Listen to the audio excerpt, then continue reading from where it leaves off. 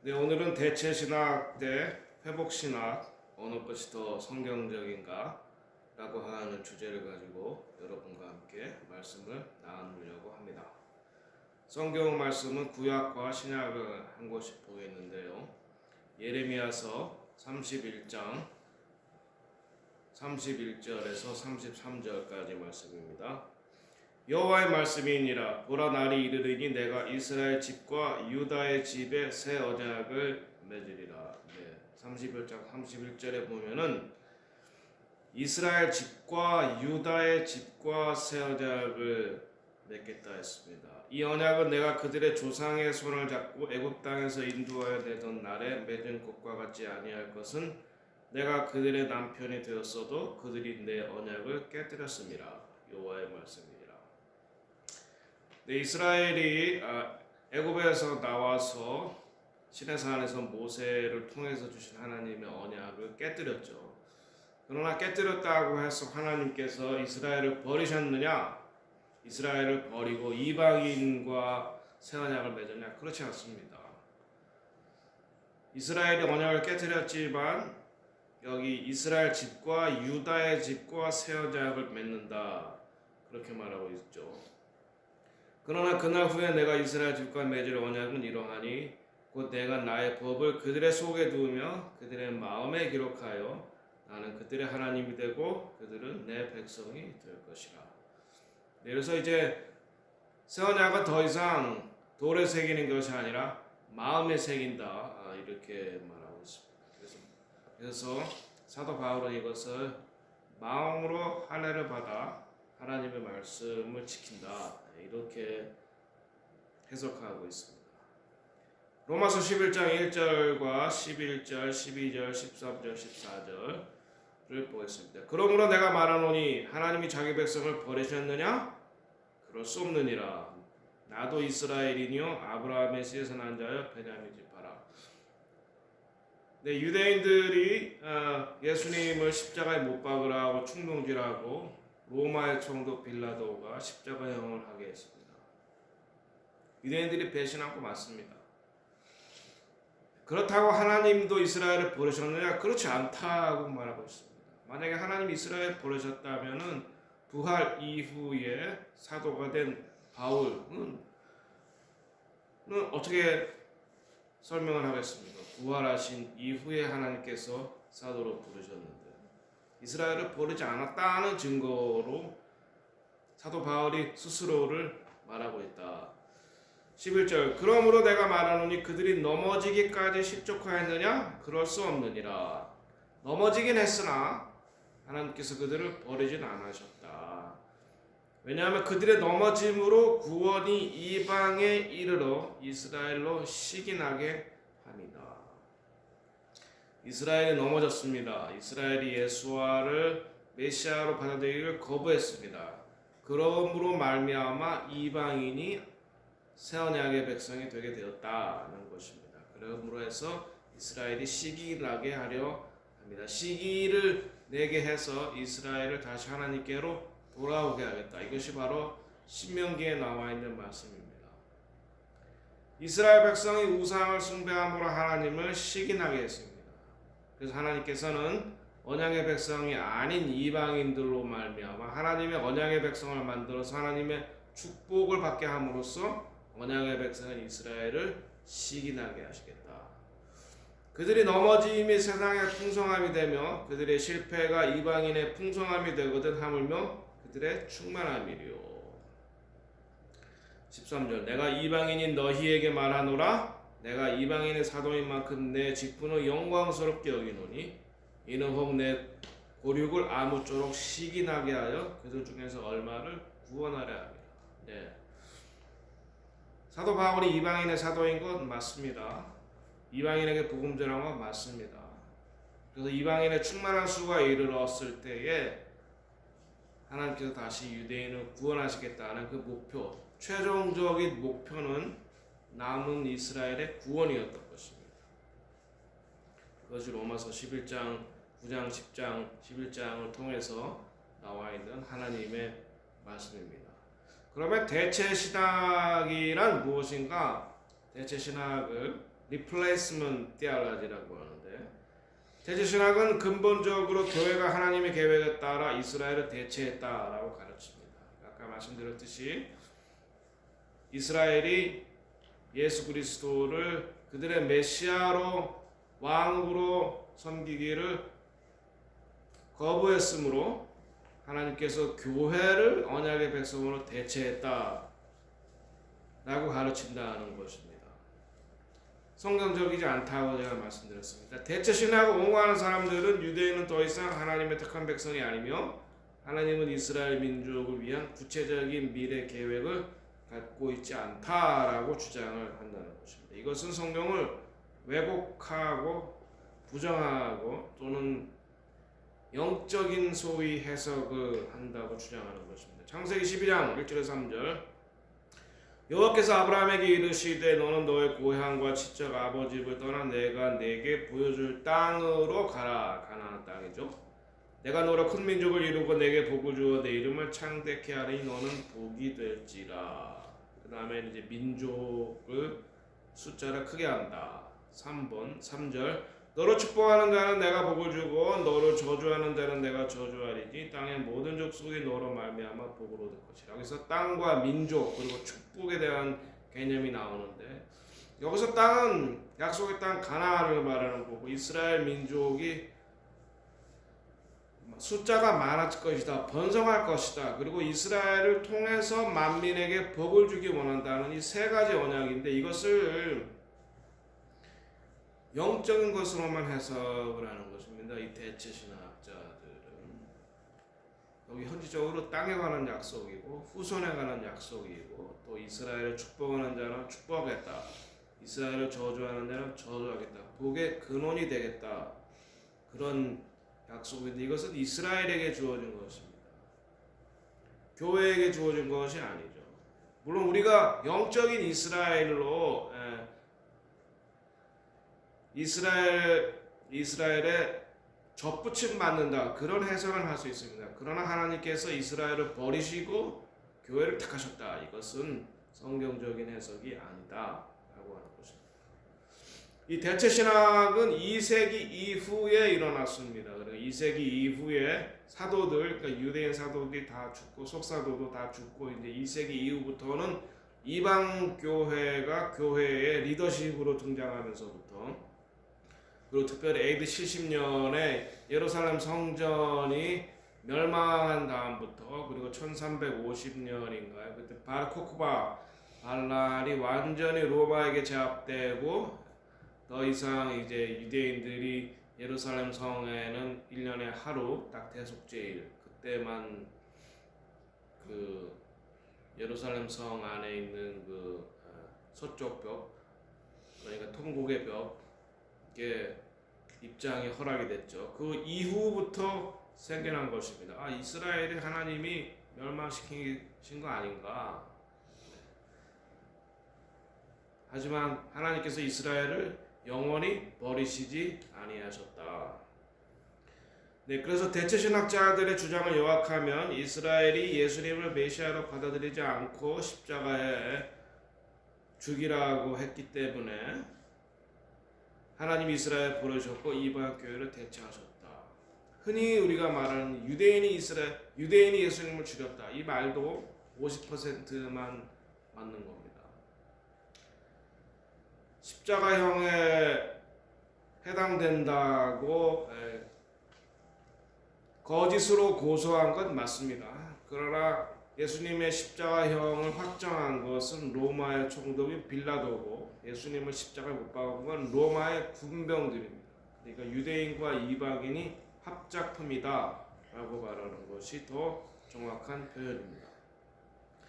그래서 성경에 나와 있는 이스라엘을 교회로 대체해서 해석해야 한다고 주장하고, 성경에 나와 있는 예루살렘은 교회로 해석해야 한다고 주장합니다. 그래서 시편에 나와 있는 예루살렘으로 올라가자 이런 시편은 다 교회로 해석해야 된다고. 그러나 또한 현대 이스라엘을 성경의 이스라엘이 아니다, 인종이 다르다라고 주장을 했는데, 그것을 이제 DNA 테스트를 통해서 일치하는 것으로 나왔기 때문에 이것은 성경적이지도 않을 뿐만 아니라 비과학적이다. 그리고 창세기 12장 1절부터 3절까지 아브라함이 주신 축복, 자손과 땅과 축복의 통로, 이것을 영적으로만 해석한다.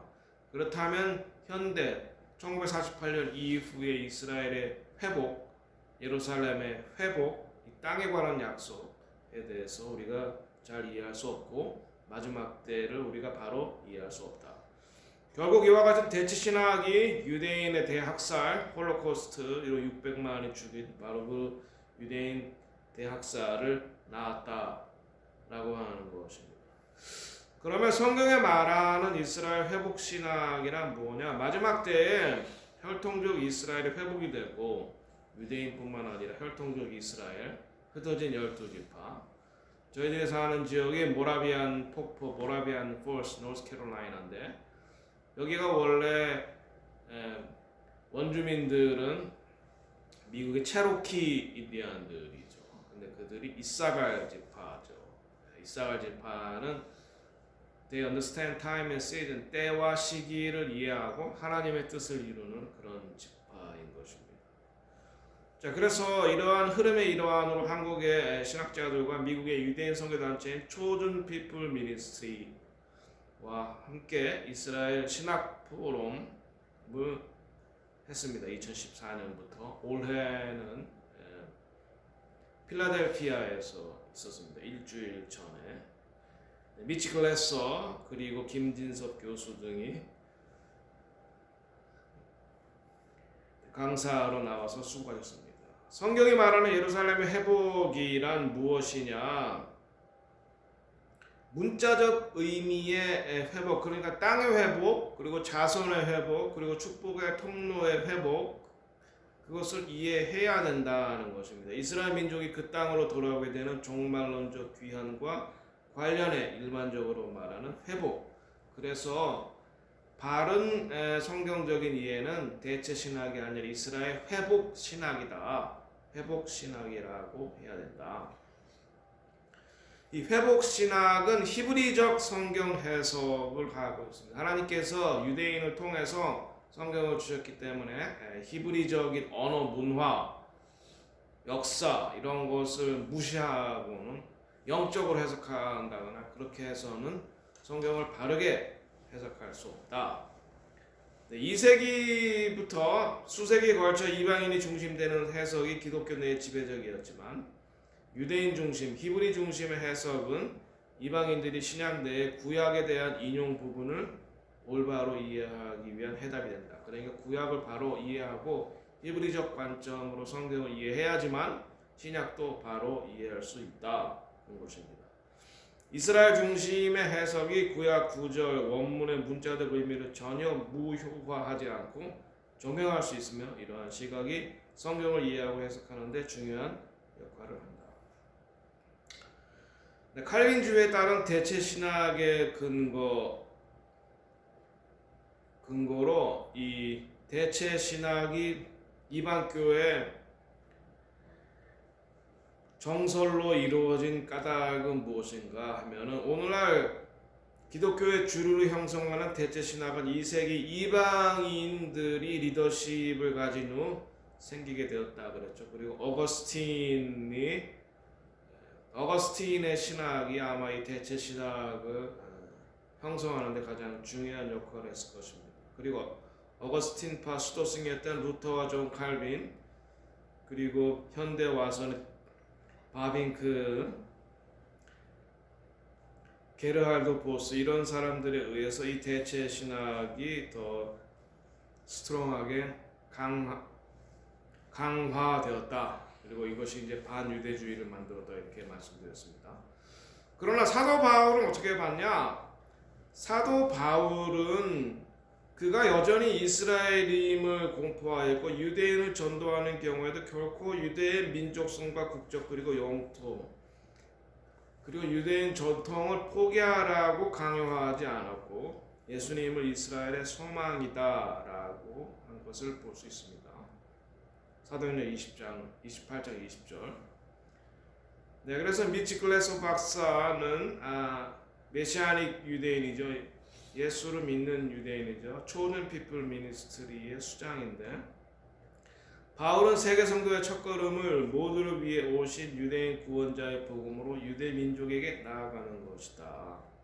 여기서 로마서에도 먼저는 유대인에게 이것이 이제 우선순위라는 거죠. 왜냐하면 유대인이 하나님 앞에서 언약의 백성이고 장자이기 때문에 먼저 그리고 축복도 먼저 받고 심판도 먼저 받아요. 잘못하면. Understand what I'm saying? 그러니까 본을 보여야 되는 거예요, 장자. 그래서 어떤 유대인들은 참 그게 너무 힘들다. 다음 생에서는 하나님 좀 다른 민족을 선택해 주세요. 이렇게 말하는 유대인들도 있습니다. 왜? 쉽지 않기 때문에 모범을 보여야지 되니까 장자로서. 그래서 심판도 축복도 먼저 받지만 심판도 먼저 받기 때문에. 그래서 그는 이어 하나님의 장래 계획을 아는 교회는 유대인 전도를 우선시하되 주님의 재림의 날이 가까울수록 그래야 한다. 예수님께서 말씀하셨습니다. 찬송하리로다 주의 이름으로 오시는 이야 할 때까지 너희 나를 못 본다. 바로 가바바샤 마도나이 찬송하리로다 주의 이름으로 오시는 이야. 이것이 뭡니까? 메시아 문구입니다. 그러니까 예수와를 메시아로 받아들일 때까지 마지막에 결국엔 유대인들이 예수와를 메시아로 받아들인다라고 하는 것입니다. 그때 주님께서 다시 오신다. 그러니까 교회의 역할과 유대인의 역할은 마지막 때 분명히 있다. 물론 예수 안에서 하나 되는 거지만 장자는 장자의 역할이 있고 둘째는 둘째의 역할이 있다라고 하는 것입니다. 그래서 이스라엘 향한 복음 전도를 되살려야 한다. 호노 박사는 유대인에게 다가가고 최소한 그들이 귀를 기울이게 하기 위해서는 유대인 중심의 종말론이 필요하다. 이것은 이스라엘을 향한 복음주의적 전도를 되살리는 중심이 될 것이다. 하나님께서 마지막 때에 이스라엘의 12지파를 회복시키신다. 그리고 그들을 구원하신다. 그리고 그들이 예수님을 바라카바 바샤 바도나이 찬송하리로다 주의 이름으로 주는 이어할 때 주님께서 이스라엘의 왕으로 만왕의 왕으로 다시 오신다. 대체 신학에 기반한 복음 전파의 경우 유대인의 개종은 그들의 유대인이라는 정체성을 잃어버리게 한다. 루터가 그래서 실패한 것입니다. 유대인을 기독교로 개종을 하려고 했다는 거죠. 야수아가 메시아다라고 하는 걸 전하고 유대인 전통을 그대로 사박과 토라 안식일을 지키고 절기를 지키는 거 그대로 하게 해야 된다. 자, 그런데 하나님께서 이사야 55장 5절을 통해서 한민족을 유대인을 하나님께로 돌아오게 하는데 도구로 쓰시겠다라고 하는 것입니다. 보라 내가 알지 못하는 나라를 내가 부를 것이며 한민족을 말하는 거죠. 너를 알지 못하는 나라가 내게로 달려올 것은 그러니까 이스라엘을 알지 못하는 나라 한국이 달려올 것은 여호와 내 하나님 곧 이스라엘을 거룩하신 이로 말미암음이니라. 이는 그가 너를 영화롭게 하였느니라. 그래서 하나님께서 한국 사람들을 보내셔서 이스라엘을 회복하는 데 지금 쓰고 계신다. 알리야, 유대인에게 복음 전하는 거, 또는 이스라엘을 돕는 거, 12지파를 회복하게 하는데 하나님께서 한국 사람들을 사용하신다. 네, 그러면 회복 신앙의 주장들을 요약해 보겠습니다. 예수 그리스도의 새 언약은 이방인과 맺었다? 아니죠. 이스라엘과 유다의 집과 옛 언약도 새 언약도. 그러면 우리 이방인 어떻게 되는 겁니까? 이스라엘 12지파의 접붙임을 받는 겁니다. 그 다음 두 번째, 예수의 하나님 나라의 복음은 먼저는 유대인에게요, 또한 이방인에게라. 이게 우선순위가 유대인이 먼저라는 거죠. 구원사에 있어서. 교회는 유대인과 이방인이 예수님 안에서 한 세 사람이 되는 것입니다. 그래서 마지막 때 하나님께서는 이스라엘의 12지파를 회복시킬 것이다. 이스라엘의 덜어는 완악하게 됐다. 이스라엘이 완전히 완악하게 된 거 아니죠. 덜어는 완악하게 돼요. 그것은 이방인의 충만함의 차이까지다. 하나님께서 이스라엘 이방 교회로 하여금 이스라엘 회복에 사용하시다. 이방 교회는 진실한 이스라엘 12지파에 접붙여지는 것이다. 마지막 때에 믿는 유대인들의 요청을 통해서 주님이 이스라엘의 왕이요 만왕의 왕으로 예루살렘에 있는 감람산으로 다시 오신다. 그 다음에 9번째, 하나님의 뜻은 이방인의 충만함이 차고, 그 다음에 남은 온 이스라엘이 예수 안에 이방인과 유대인 하나 되어 한세 사람이 되어 구원을 받는 것이 하나님께서 우리에게 원하시는 것이다. 이 일을 마지막까지 잘 감당하는 여러분과 저가 되기를 예수 이름으로 축원합니다. 기도하겠습니다.